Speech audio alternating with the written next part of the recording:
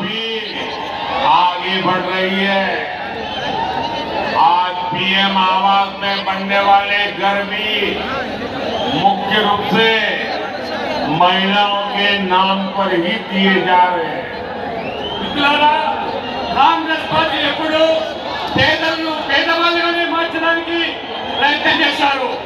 దళితులు, ఆదివాసీలు, వెనుకబడ్డ వర్గాలు, మహిళలు ఏ రకంగా వెనక్కి నెట్టేశారో, నిర్లక్ష్యం చేశారో మీరందరూ చూశారు.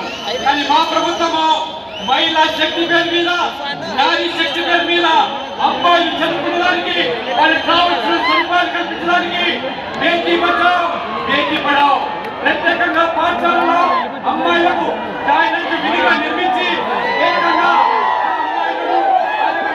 శక్తివంతం చేస్తూ ఉన్నాము. మన ప్రధానమంత్రి ఆవాస్ యోజన పేరు మీద పేదలకు నిర్మించే పక్కా ఇల్లు కూడా మహిళల పేరు మీద ఇస్తున్నామంటే మహిళలకి ఇవాళ మోదీ ప్రభుత్వం ఇస్తున్నటువంటి గౌరవాన్ని కూడా మీరు ఇవాళ గమనిస్తూ ఉన్నారు. साथियों, कांग्रेस सरकारों में महिलाओं के अधिकार ही खतरे में नहीं पड़े, महिलाओं की सुरक्षा भी खतरे में पड़ी है। महिलाओं की सुरक्षा और वोट बैंक में इन्हें जब चुनना होता है तो ये वोट बैंक चुनते हैं।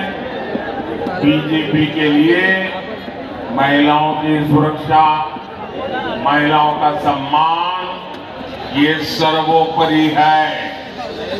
कोई भी व्यक्ति चाहे वो कितना भी बड़ा क्यों ना हो, अगर वो महिलाओं के सम्मान के साथ खिलवाड़ करता है तो उसे बख्शा नहीं जाना चाहिए। हमने इन 10 वर्षों में महिला सुरक्षा को लेकर कड़े कानून बनाए। फांसी तक की सजा का कानून हमने बनाया।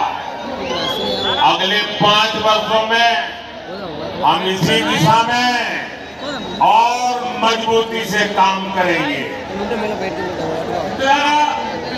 మహిళల అధికారులే కాంగ్రెస్ పార్టీ హరించింది.